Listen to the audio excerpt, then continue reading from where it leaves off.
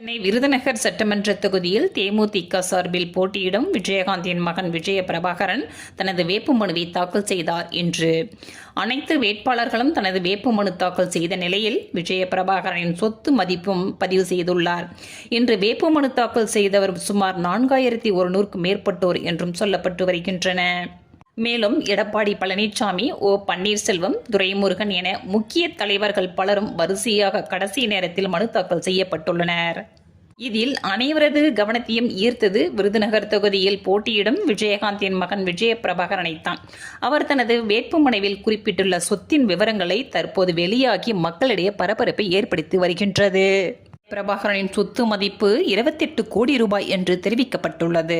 இதில் கையில் இருக்கும் பணம், வங்கி இருப்பு, நகைகள் உள்ளிட்ட அசையும் சொத்துக்களின் மதிப்பு மட்டுமே 19.70 கோடி ரூபாய் என்றும், வீடு, நிலம் போன்ற அசையா சொத்துக்களின் மதிப்பு 9 கோடி ரூபாய் என்றும் தெரிவிக்கப்பட்டுள்ளது.